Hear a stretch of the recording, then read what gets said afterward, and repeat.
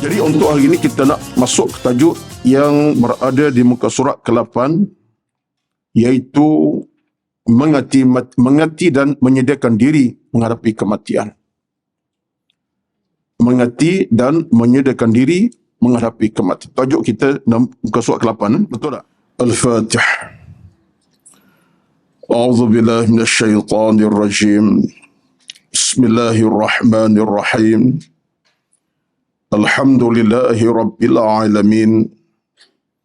Ar-Rahmanir Rahim. Maliki yaumiddin. Iyyaka na'budu wa iyyaka nasta'in. Ihdinas siratal mustaqim. Siratal ladzina an'amta 'alaihim ghairil maghdubi 'alaihim waladdallin. Amin.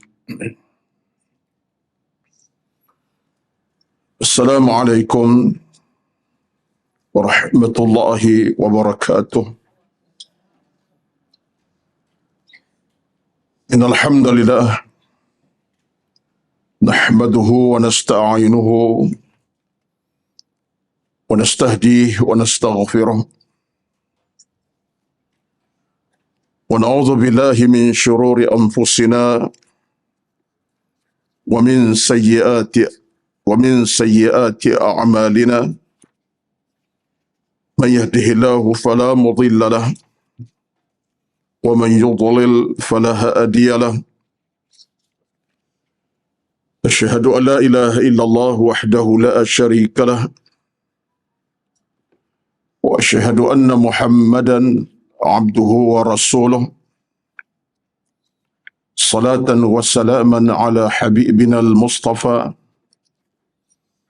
sallallahu alaihi wasallam wa ala alihi man ihtada. Rabbana iftah bainana wa baina qaumina bil haqqi wa anta khairul fatihin. Allahumma ahsin aqibatana fil umuri kulliha wa ajirna min khizyid dunya wa adzabil akhirah. Allahumma alif baina qulubina wa aslah dhata bainina wahdina subulas salam. Hasbunallahu wa ni'mal wakil. Wa la hawla wa la quwwata illa billahil aliyyil azim.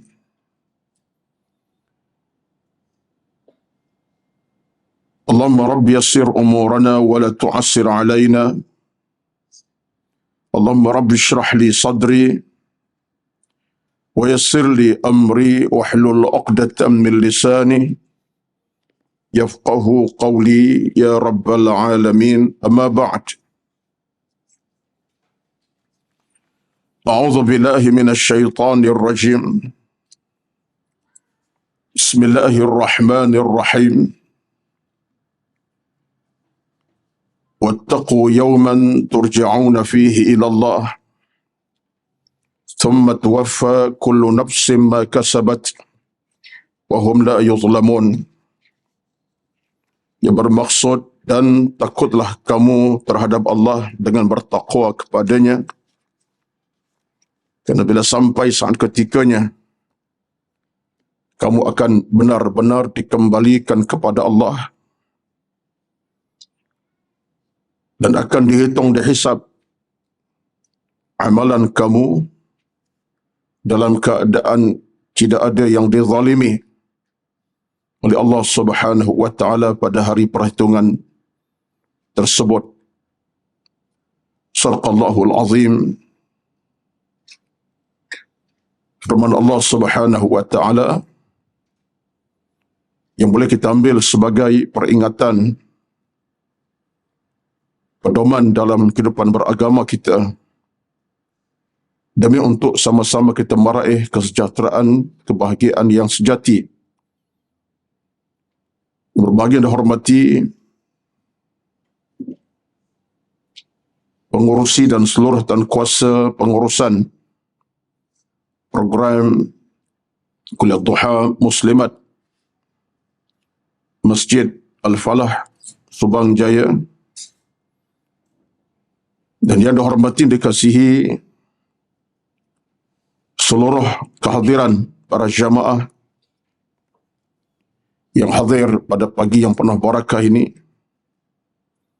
Mudah-mudahan Allah Subhanahu wa taala sentiasa merahmati dan memberkati perjalanan kita dan setiap apa kita lakukan dalam hidup ini dalam keadaan dirahmatinya.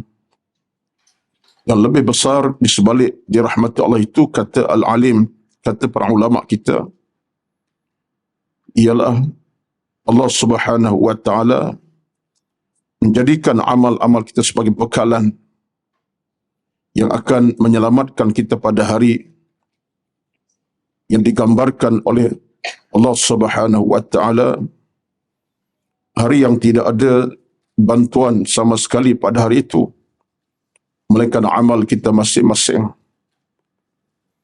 Yauma la yanfa'u malun wala banun illa man atallaha biqalbin salim.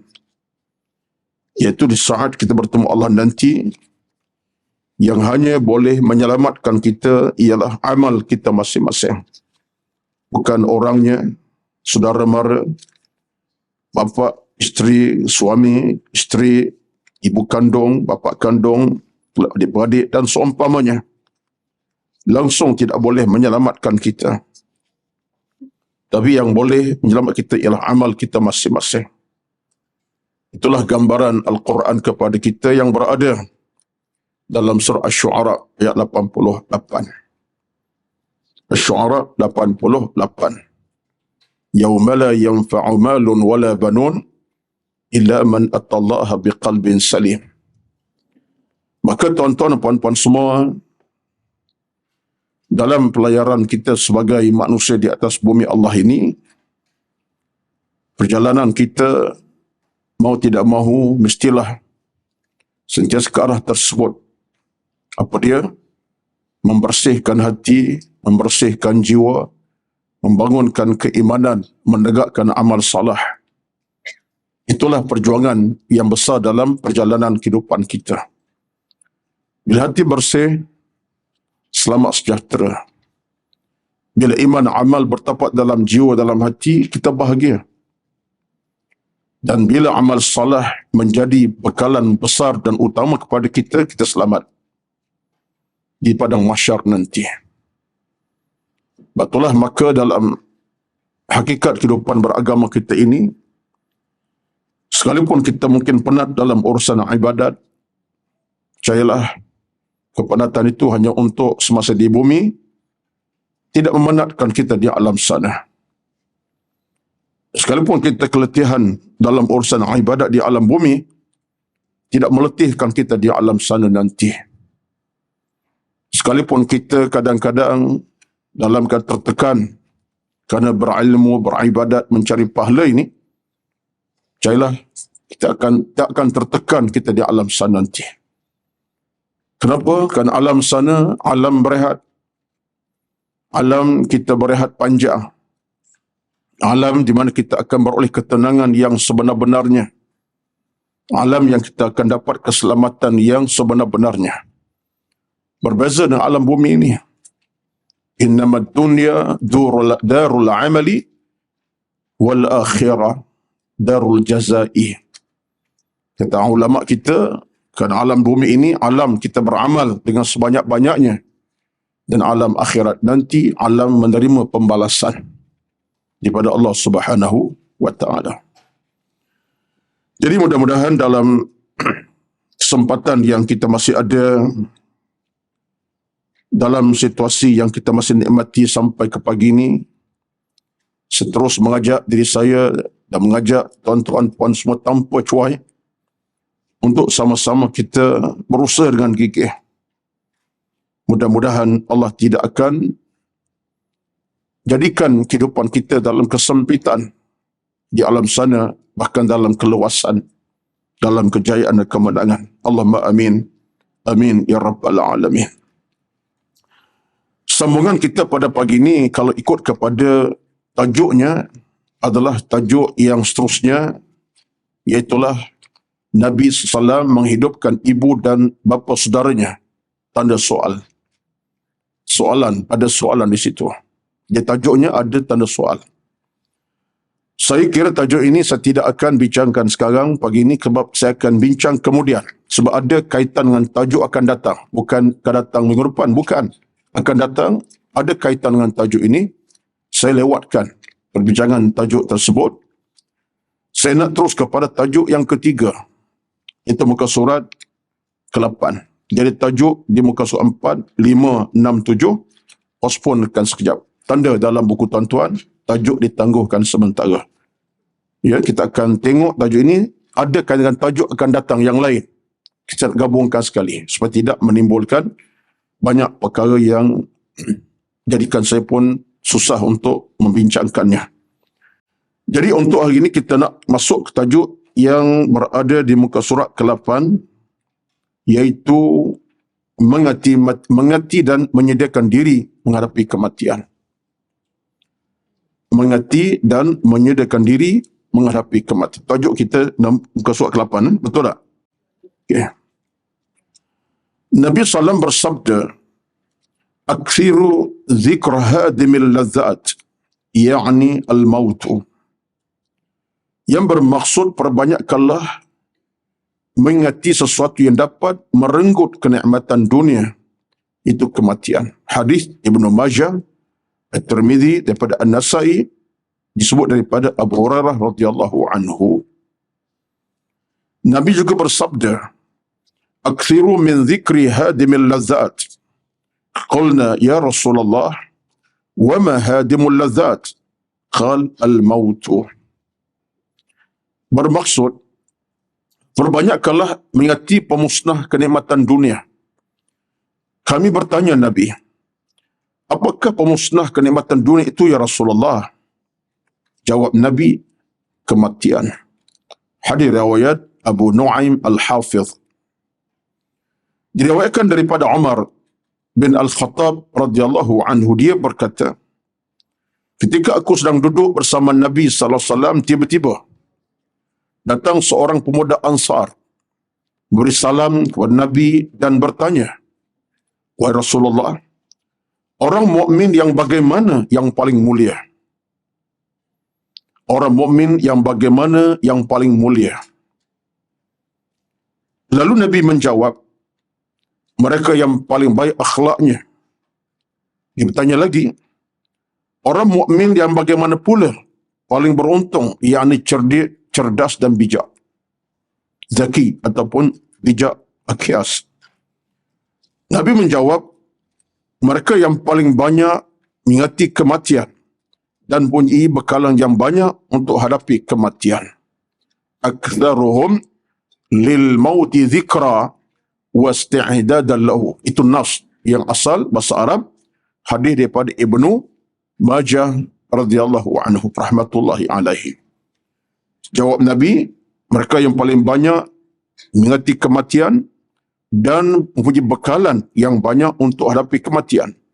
Aktsaruhum lil mauti dzikra wasti'dadan lahu. Baik. Nabi bersabda hadis yang lain, al-kayyisu man dana nafsah wa amila lima ba'dal mauti wal ajizu man atba'a nafsu hawaha wa tamanna 'ala Allahi. Maksudnya, orang paling beruntung. Al-Kayyis ini nak terjemah untung pun dia, cerdik pun dia, bijak pun dia. Boleh belaka. Al-Kayyis ini terjemahnya banyak. Beruntung, cerdik, bijak, berjaya, menang, berkualiti. Boleh. Kalimah kayyasa ini, dia datang makna pelbagai. Yang semua bermakna baiklah. Untung, bijak, cerdik, pandai, cerdas, itu semua boleh terjemahkan. Orang paling beruntung, yang paling bijak, yang paling berjaya, kata Nabi, adalah yang dapat mengawal nafsunya dan beramal untuk kehidupan setelah kematian. Sedangkan orang yang rugi, orang yang lemah, al-ajiz ini, lemah, rugi, kecundang, kecewa. Boleh terjemah macam juga. Wal-ajizu, mana orang lemah, kecundang, kecewa, gagal. Adalah orang yang sentiasa mengikuti hawa nafsunya dan banyak berangan-angan terhadap Allah Subhanahu wa taala. Hadis riwayat Al-Imam At-Tirmidzi dalam kitab sunannya. Nabi bersabda juga, "Aktsiru zikral mauti, fa innahu yamhasu dzunuba wa yuzhidu fid dunya." Maksudnya, sabda Nabi SAW, perbanyakkanlah ingat kematian. Perbanyakkan ingati tentang kematian. Kenapa? Fa innahu yamhasu dzunuba, ia boleh membersihkan dosa-dosa kamu, wa yuzhidu fid dunya, dan jadikan kamu zuhud dalam urusan dunia dan dalam hal-hal keduniaan. Hadis daripada Anas bin Malik radhiyallahu anhu. Nabi bersabda, cukuplah maut menjadi pelajaran bagi seseorang dan menjadi pemisah di antara seorang dengan yang lain. Nabi kemudian ditanya, adakah seorang yang telah meninggal dunia tak berkumpul bersama para syuhada? Jawab Nabi, ya, itu orang yang ingati kematian sebanyak 20 kali dalam sehari semalam. 20 kali sehari semalam. As-Suddi membaca satu ayat, iaitu ayat daripada surah Al-Mulk, "Alladzi khalaqal mauta wal hayata liyabluwakum ayyukum ahsanu amalan wa huwal azizul ghafur." Yang bermaksud, dialah Tuhan yang menciptakan kematian dan kehidupan untuk menguji kamu. Siapa antara kamu yang lebih baik amalannya? Dialah Tuhan yang Maha Perkasa, lagi Maha Pengampun. Al-Mulk ayat 2 surah 67. Maksud ayat tersebut ialah mereka yang paling banyak ingati kematian dan sering melakukan amal soleh sebagai bekalan setelah kematian. Kita stop setakat itu dulu bacaannya. Saya sengaja baca sebab dia ada kesinambungan daripada paragraf ataupun perenggan pada perenggan. Baik. Tajuk hari ini, tuan-tuan, saya kira tajuk yang benar-benar bercakap tentang saya yang bercakap dan kita semua yang mendengar. Betul, saya kira tajuk ini tajuk yang betul-betul memberikan kita keinsafan, kesedaran beragama. Kenapa? Sebab Nabi SAW dalam hadis-hadis kita bacakan tadi, Nabi bercakap tentang setiap kalangan kita. Apa jalan pulang kita? Kalau kita benar-benar nak berjaya, selamat sejahtera di alam sana, sehingga tidak mengecewakan kita, Nabi sebut satu patah perkataan saja. Apa dia? Ingatlah kematian. Aktsiru zikral mauti, banyakkan ingatkan kematian. Tuan-tuan sekalian, menariknya, dalam hadis kita baca di awal-awal tadi, Nabi sebut aktsiru zikra hadami hadimil ladzat, yakni al-mautu. Rupa-rupanya mati ini adalah suatu jawapan dalam agama. Jawapan dalam Islam. Jawapan yang boleh membina iman dan taqwa. Jawapan yang boleh mengajak kita kepada iman dan taqwa. Jawapan yang boleh menyadarkan manusia daripada kelalaian dan kelupaan. Jawapan yang boleh menyadarkan kita daripada dosa dan mungkar maksiat. Iaitu ingatkan mati, sebutkan mati. Kalau ada orang yang sebutkan mati pun tak nak faham, tak peduli, memang dia dah mati. Belum kematian datang. Itu kenyataan. Ini pandangan menarik daripada Ibn Rajab Al-Hambali. Satu kitab yang menarik terjemahan. Saya ada bahasa Arab, ada tak bawa. Iaitu Tazkiyatun Nafs, penyucian hati. Kata Ibn Rajab Al-Hambali, ini ulama besar daripada Ibn Al-Hambali, Ibn Rajab, dia kata apa? Dia kata, ada manusia yang telah mati pun. Belum dia mati, dia dah mati dah. Mati apa? Mati pucuk? Bukan. Kita dengar mati pucuk. Itu yang jadi demam tu, mati pucuk. Tak tahu, tak perasan, tak cik masuk. Ya? Mati pucuk, demam cik masuk tak? Tak kebah demam. Mati hati, tak takut kita. Mati jiwa, tak takut.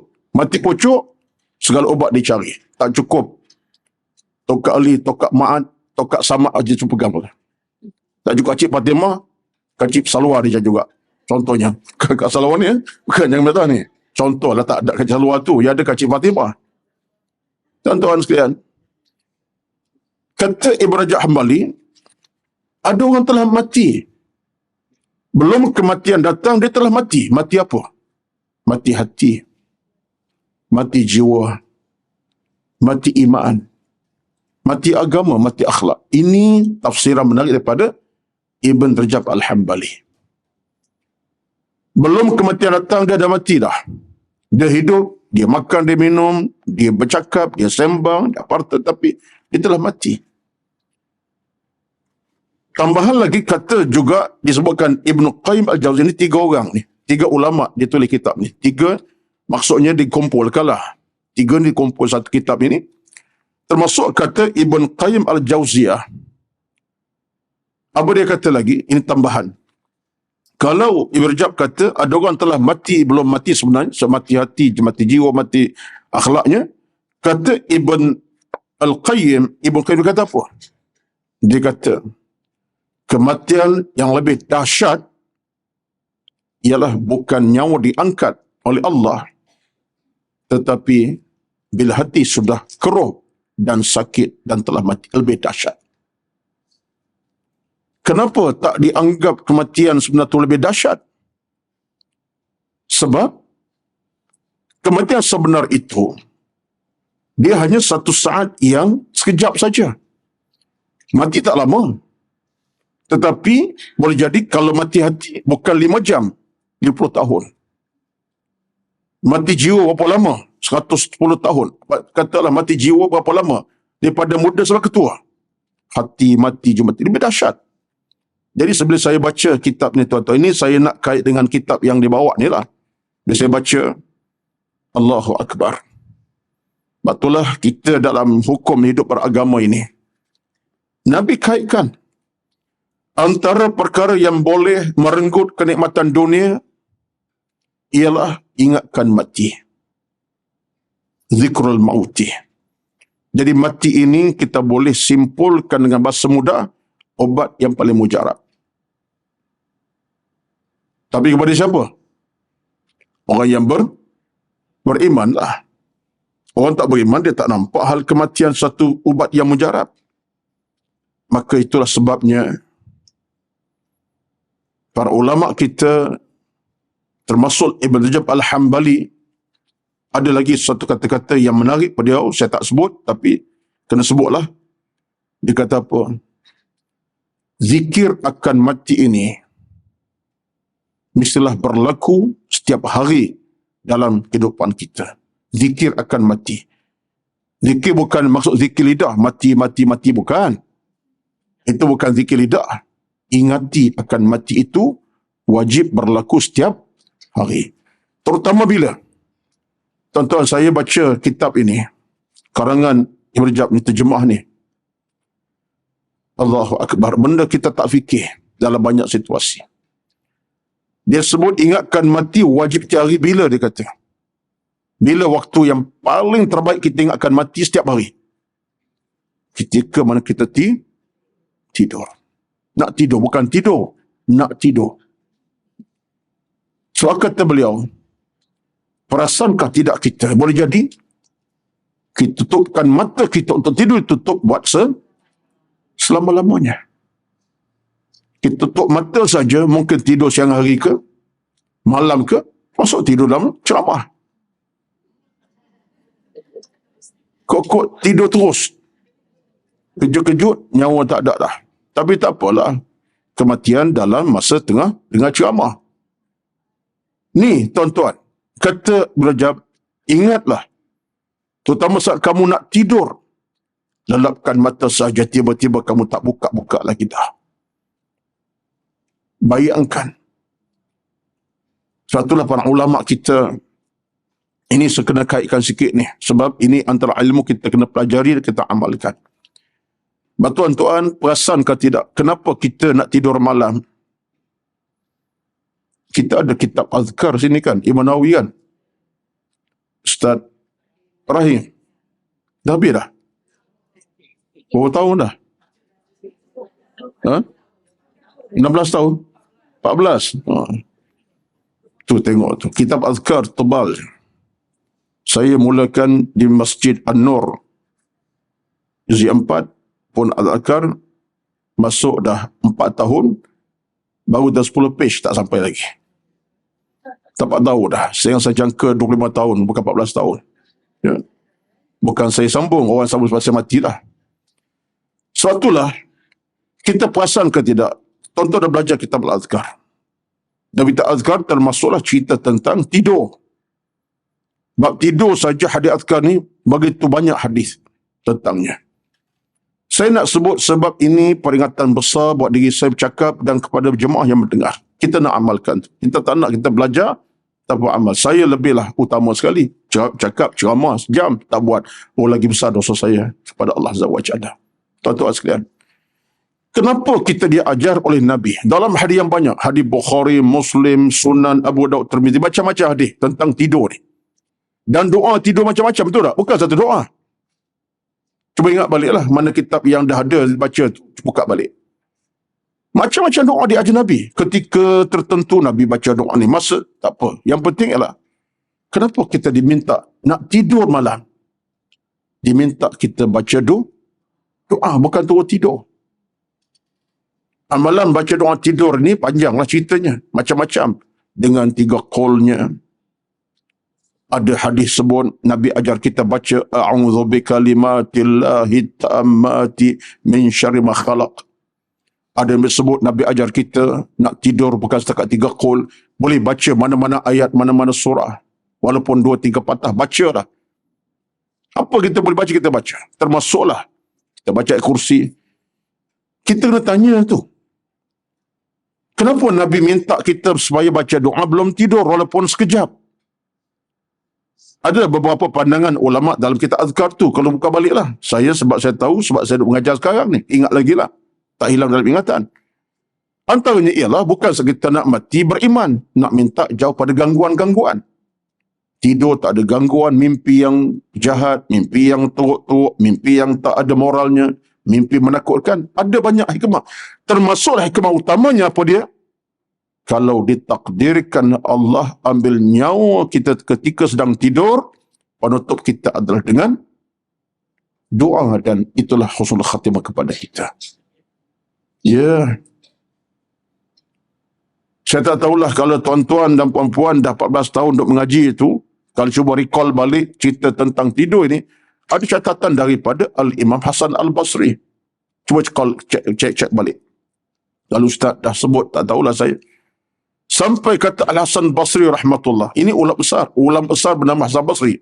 Ulama tabi'in. Dia kata apa? Seorang yang tidak berdoa, berzikir sebelum tidur, dibimbangi. Dia kata dibimbangi.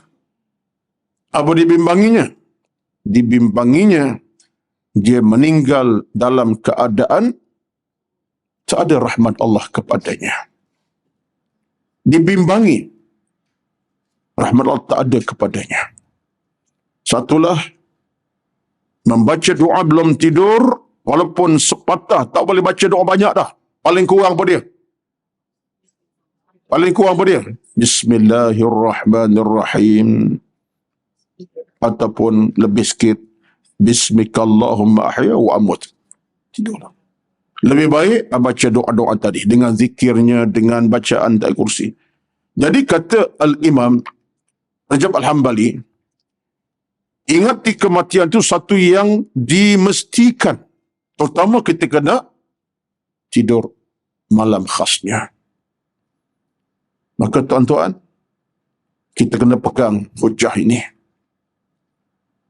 Betullah, hujah ini bukan hujah yang boleh kita anggap remeh atau hujah yang biasa-biasa, tidak.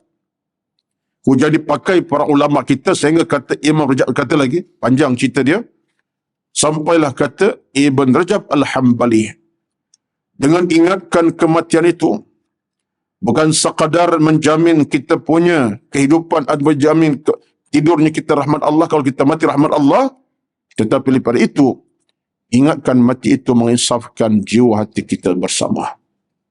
Itu yang menjadi tajuk kita pada hari ini. Jadi tuan-tuan sekalian, Nabi sebut kepada kita, ingatkan mati merenggut kenikmatan dunia. Key point utama di mana? Apa key point? Poin utama di sebalik ingatkan mati ini sebagai satu perkara besar. Tuan-tuan ingat, mati adalah merupakan detik menutup segala-gala dalam kehidupan kita. Detik menutup segala-galanya.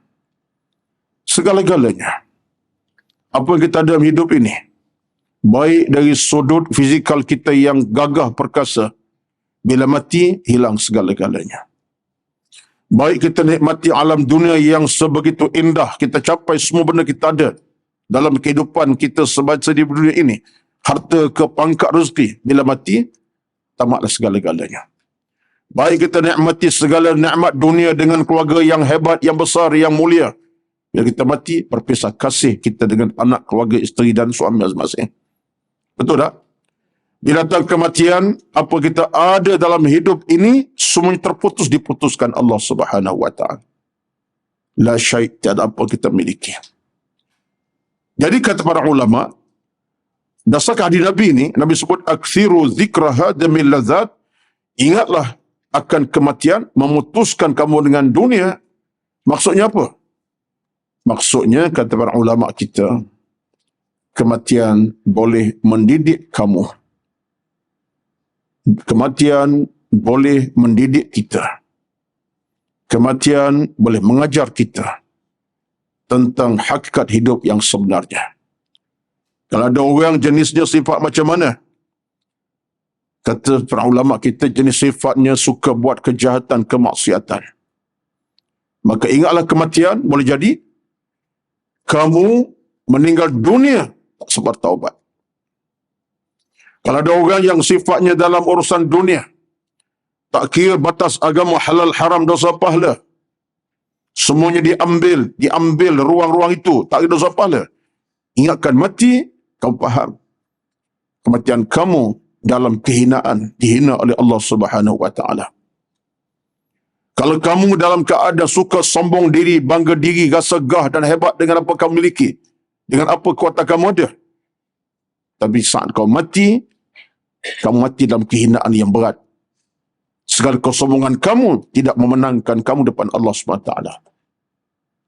Jadi ini kata-kata daripada para ulama, jelas bagi saya, tuan-tuan sekalian, untuk mendidik kita, untuk mengajar kita, bimbing kita. Dan Nabi adalah orang paling utama didik kita sebagai umat baginda sallallahu alaihi wasallam. Ada satu cerita yang sempat saya semak dalam beberapa bacaan. Baru saja baca ini, baru saja dalam beberapa minggu yang lepas, kebetulan ada ceramah tentang hal mati. Berlaku kepada rakan kita di Palestin. Di Palestin. Saya ingat cerita ini, kalau tuan-tuan ingat satu nama lah, kalau ingatlah, tak ingat tak apa. Ingat ada satu nama, beberapa lama dulu, nama Yahya Ayyash. Tak ingat Tak ingat? Memang tak ingatlah. Yahya Ayyash. Siapa yang ada phone boleh Google namanya. Yahya Ayyash. Y-A-H-Y-A Ayyash. A-Y-Y-A-S-H. Boleh Google, boleh tengok sejarah. Tapi cerita saya ini kait dengan dia lah, keluarga dia. Dia telah mati syahid. Dibunuh dari jauh, jarak jauh. Dia pegang telefon. Israel telah pun programkan telefonnya dengan Yahya Ayyash. Yahya Ayyash. Y-A-H-Y-A A-Y-Y-A-S-H. Lebih kurang begitulah. Tapi Abdul Arabnya Ain, Ya, Alif, Shin. Ayyash. Orang hebat. Ada nama tak? Keluar nama. Yahya Ayyash kan? Palestin. Dia meninggal syahid tahun sekitar dalam 90-an. 97, 96. 96 Okey. Sejarah kematiannya amat syad. Dia kat telefon. Oh, meletup. dikontrol oleh pihak Israel. Tak apalah, bukan cerita kematian dia tu. Saya ayah satu hari dia ziarahi ketika belum dia dibomkan, dibunuh oleh tentera Israel. Dia pemimpin besar di kalangan Mujahidin Palestin lah. 96 betul, 96. Saya ingat 97. Baik. Satu hari, dia cerita kematian ni. Dia ziarahi satu keluarga Palestin. Dia datang ziarahi keluarga Palestin yang dalam tekanan. Tuan-tuan fahamlah. Kalangan tuan-tuan ada yang dah pergi Palestin ke? Tak ada ziarah Palestin lagi? Dah ada yang dah pergi 2 kali. Saya dah pergi, alhamdulillah. Saya pun dah masuk sampai ke Tel Aviv. Masuk Tel Aviv, bermalam satu malam. Ya, tahun 2019. Sebelum COVID sempat. Ya. Allahu Akbar. Ingat balik cerita tu dengan berapa lama, 5 hari, 6, seminggu di sana tu. Macam-macam cerita. Apalah. Cerita yang Ayush tadi. Dia ziarah itu keluarga Palestin. Keluarga ini, keluarga yang memang dalam keadaan miskin amat sangat. Rumah tak ada, hanya berada satu khemah. Yang keluarga ini bukan kecil, besar. Ayah dan ibu masih ada, dan anak-anak ada dewasa, ada yang masih kecil. Ya, ayah datang ziarahi satu hari. Dia bawalah sedikit makanan. Yalah, nak kata hamper lah. Bawalah makanan dalam satu bekas untuk diberi kepada keluarga yang berkaitan itu. Dia pun tanya jawab soalan kepada keluarga, berapa anak, berapa lama dah buat di kemah macam ni, di mana asal. Mereka sebutlah mereka asal daripada Dhifah Gharbiyah, mana sebelah semenanjung sana. Pasal tinggallah kampung. Dah dihalau, tak bertempat lah. Rumah mereka sekadar khemah, rosak, ganti khemah baru. Duduk di jalanan, menumpang ruang-ruang yang ada. Ayash pun serah makanan. Makanan tidak semua mana, bukanlah makanan berharga sampai ribuan, sekadarnya. Kalau kita sekarang mungkin gula dalam sekilo, susu dalam 2-3 tin, beras dalam 1 kampit, tu saja israh. Tuan-tuan sekalian, saya baca ini dah lama. Nak kata menangislah. Kalau saya menangis, minta maaf lah ya. Cerita-cerita yang saya terasa dalam hati kecil saya. Lalu bila ayah serah makanan itu kepada keluarga ini, kata ketua keluarga, dia kata, kami tak perlukan semua ini. Kami tak lapar. Kami tak berada kelaparan. Ya, Ayash kata, ini hak untuk kamu. Aku siap untuk kamu, sekeluarga makanlah. Sebab kamu tahu kamu dalam keadaan yang memerlukan makanan. Ketua keluarga tadi kata, tidak, kami tak terima. Kerana kalau kami makan makanan ini, kami bimbang kami dilewatkan kematian oleh Allah Subhanahu wa Ta'ala. Kita tak faham tu tuan-tuan. Rupa-rupanya daripada anak-anak dia itu sudah ada 3 orang yang syahid. Kalau dihalau tu dah ditembak oleh Israel, dah 3 halau. Dah dihalau, dah 3 orang dah syahid di perjalanan. Yang ada 3-4 orang ni masih selamat lagi. Jadi kata keluarga, kalau kami makan ini, kan mungkin lambat mati syahid. Kerana kami akan segar kenyang. Padahal yang dibawa itu bukanlah satu makanan yang mewah, KFC ke McDonald ataupun macam-macam. Sekadar itu saja. Ibaratnya kalau kita kampik sekarang, sekampik beras. 1-2 kilo gula, 1-2 tin susu tu saja. Apalah ada sangat kan? Bukan mengenyang sangat pun. Tapi tengok tu, dia jawab, dia kata apa? Kalau kami makan dia ni, kami akan lewat untuk syahid. Anak-anak kami tak boleh berjuang. Ya, yang ayah bila dengar tuan-tuan, apa dia kata? Sesungguhnya kamu ni, dia kata, berikan aku kekuatan.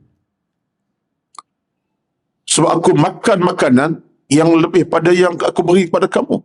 Tapi kamu sekadar ni kamu tolak, tak nak, sebab kamu kata takut lewatkan kematian syahid. Tuan dirahmati sekalian. Ini cerita ni kalau kita dengar biasa tak ada apa. Tapi kalau tuan terperhati kata-kata itu, dia seolah merasakan bahawa kenikmatan dunia sekadar itu boleh menangguhkan kematian syahid. Inilah kekuatan yang ada kepada orang Palestin yang telah berjuang begitu lama untuk menentang Israel bebas dengan mereka. Yahya Ayyash itu, dia balik ke rumahnya, dengan atas sebab tadi, dia balik ke rumahnya, itulah kekuatan dia lah.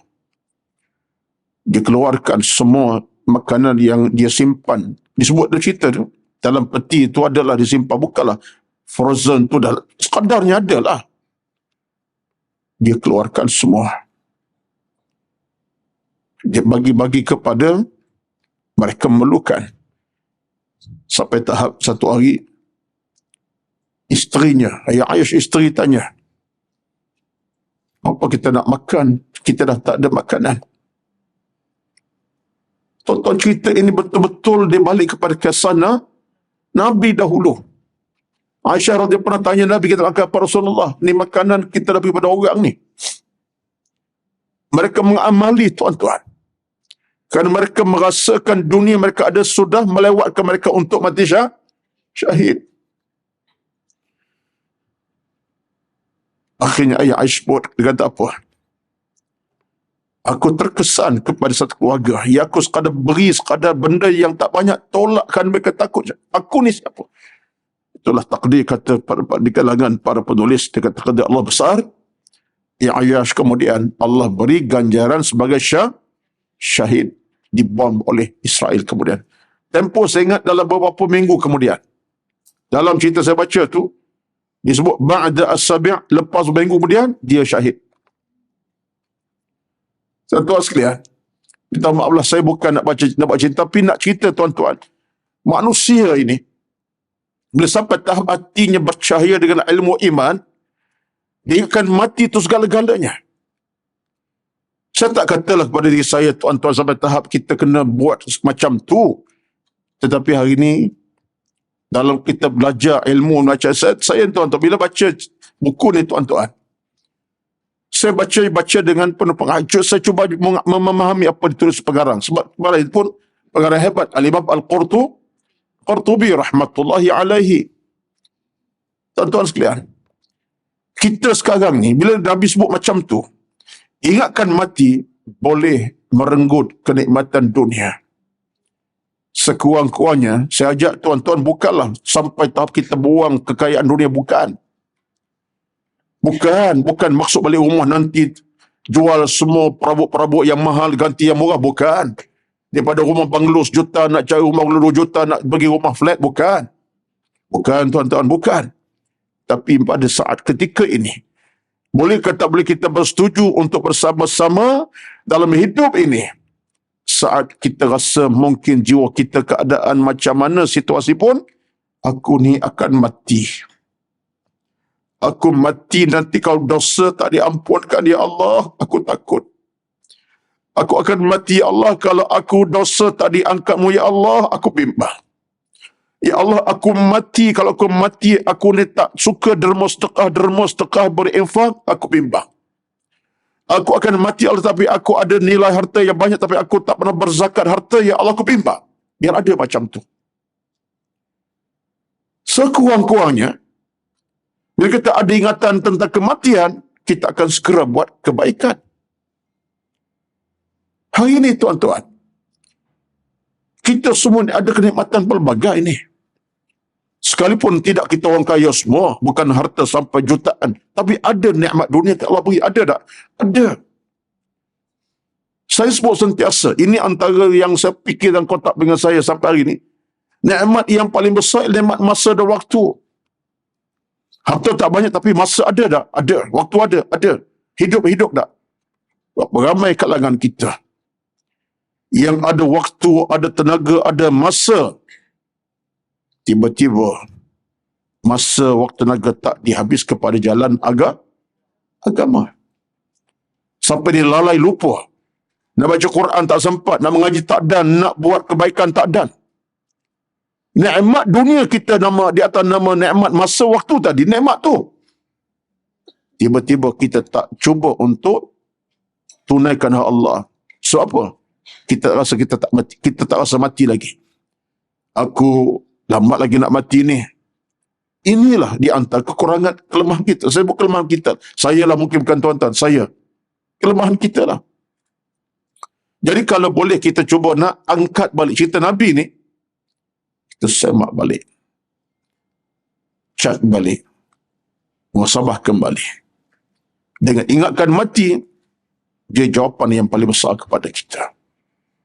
Aku ilmu tak ada. Kalau aku mati sekarang, ilmu tak ada, berat aku. Lalu kita cari ilmu. Aku ni infaknya jarang-jarang, derma bukan selalu, sekali-sekala berkira. Kalau aku tak infak sekarang, bila lagi? Aku ini wang ada, harta ada, tapi nak bayar zakatnya tak berasa nak bayar. Sebab rasa kedekut, bakhil apa Allah beri pada aku. Kalau aku mati, aku zakat tak bayar, macam mana hidup aku nanti di alam sana?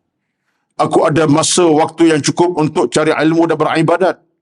Tapi aku tak guna waktu dan ilmu untuk cari ilmu. Kalau aku mati macam mana? Tuan-tuan sekalian, kalau fikir macam tu,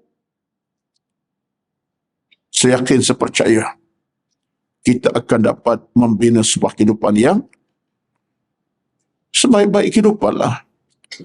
Kehidupan Allah redai, bukan Allah murkai. Allah sayang, bukan benci kepada kita. Jadi dalam hari kata Rasulullah, ingatlah mati, kerana kematian adalah ubat yang paling mujarab kepada kita.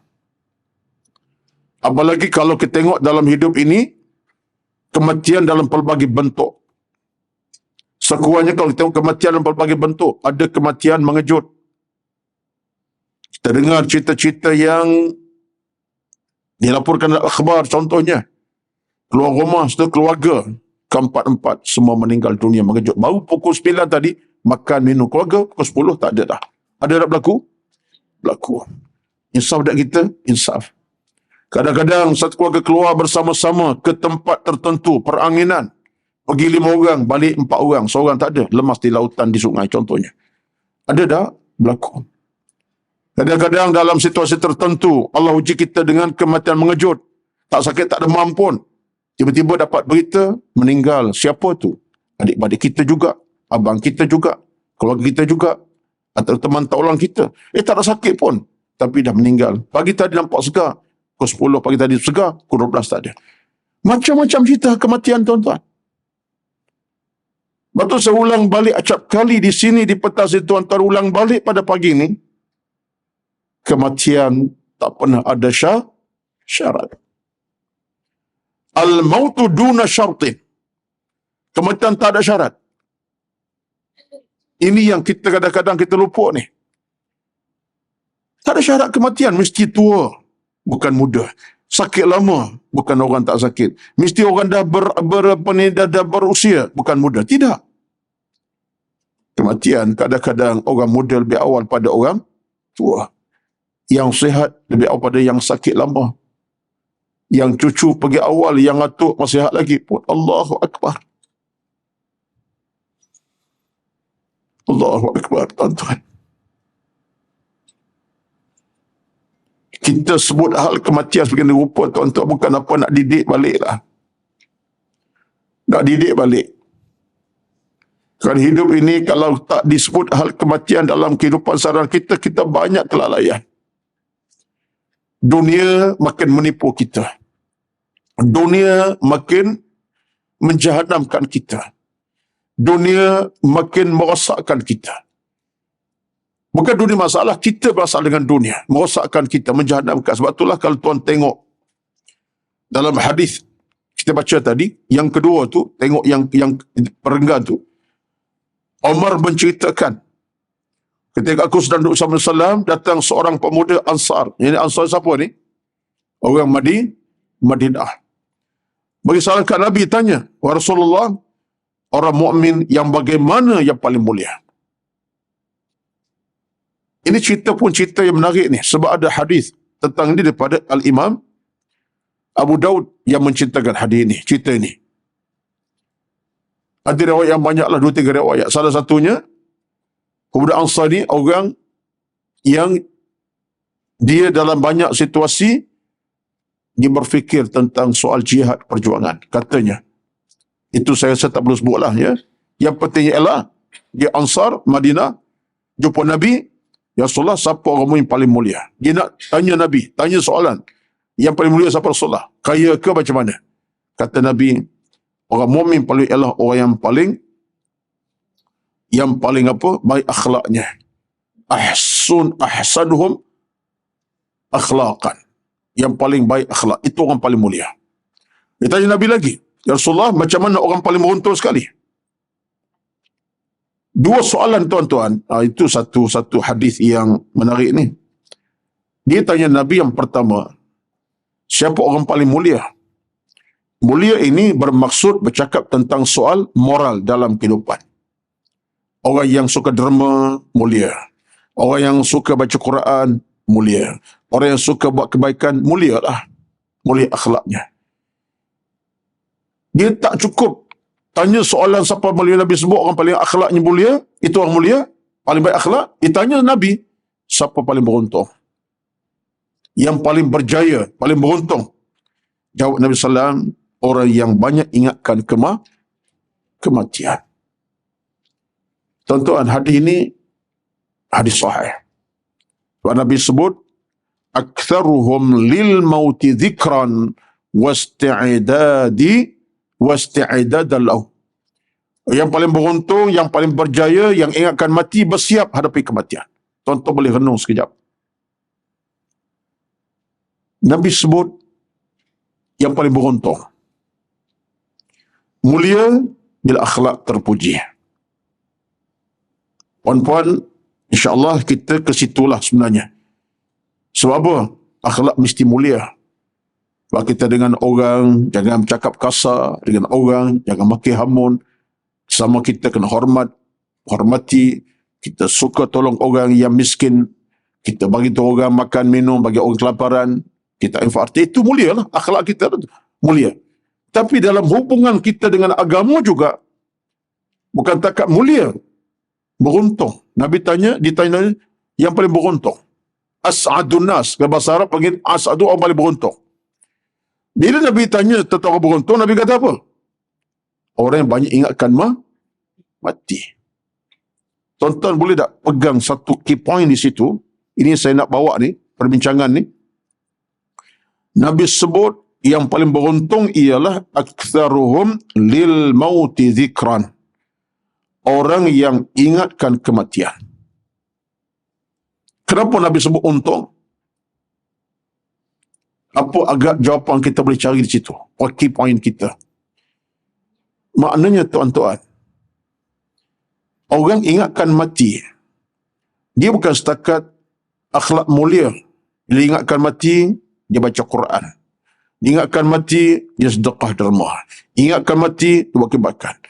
Setakat itu, mulialah bagi dia. Dengan orang. Tetapi Nabi sebut, orang tu beruntung sebab apa? Sebab, dalam kefahaman saya cuba memahami ni. Dan itulah saya cuba nak bawa kepada tuan-tuan pada pagi ni. Nabi sebut paling beruntung sebab apa? Sebab, bila ingatkan mati ni, bermakna, kita bercakap tentang alam satu lagi yang menanti kita. Alam satu lagi, alam apa tu? Alam mahsyar. Alam akhirat. Dan hidup ini, bila ingatkan mati, kita seolah dapat keuntungan. Dunia kita mulia dengan akhlak, akhirat kita beruntung sebab kita dapat rezeki kematian yang baik. Nampak? Kalau tak nampak, kena nampak.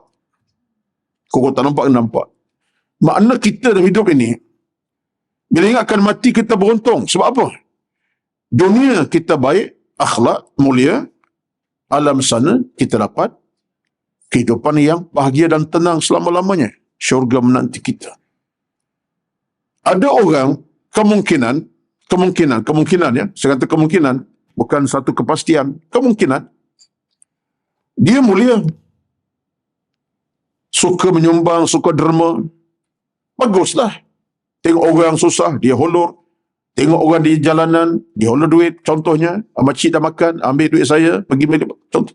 Mulia tak mulia? Tetapi, ada kemungkinan saya kata, dia akan mati.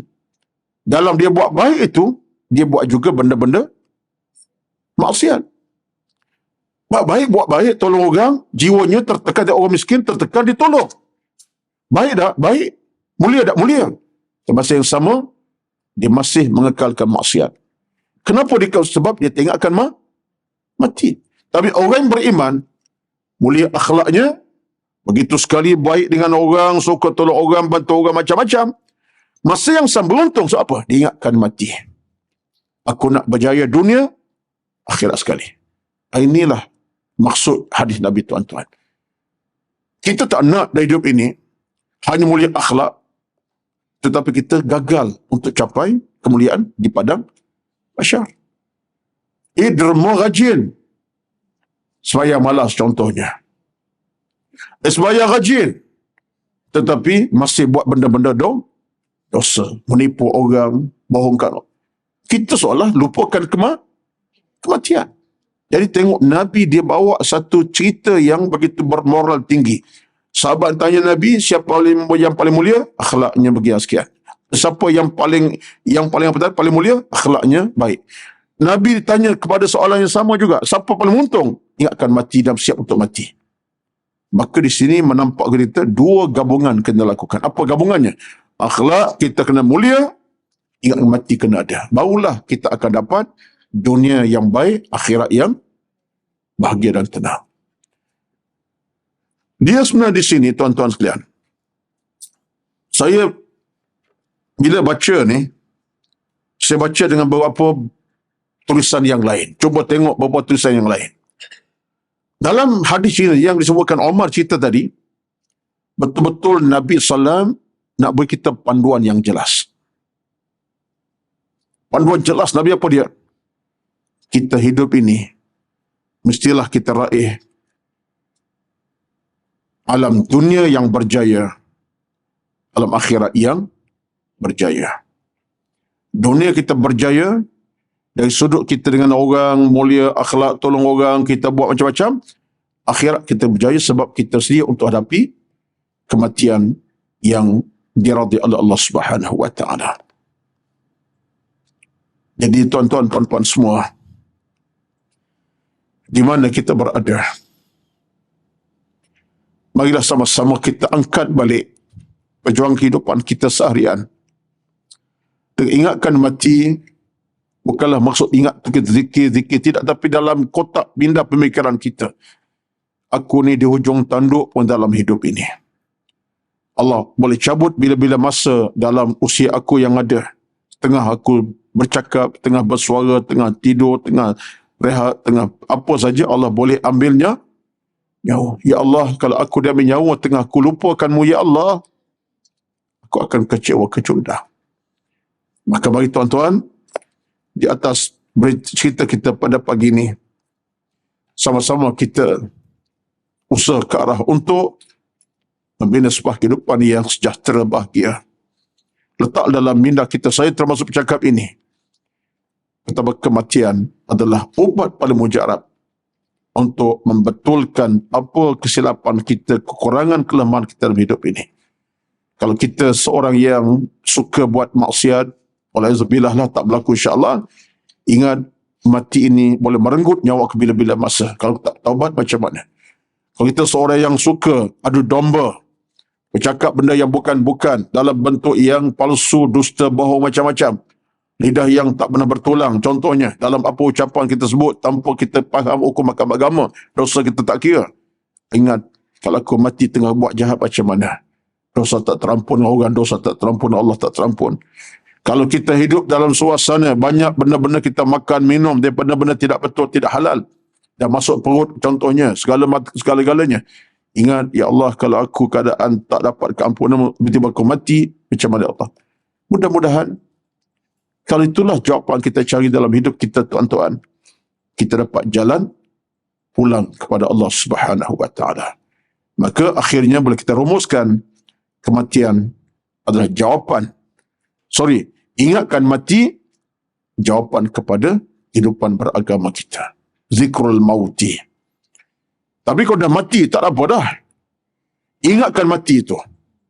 Dah mati, selesailah kita dengan urusan dunia, urusan harta. Tapi belum mati, kita ingatkan mati. Boleh ingatkan mati, kita boleh check balik. Kalau yang kurang, kita tambah.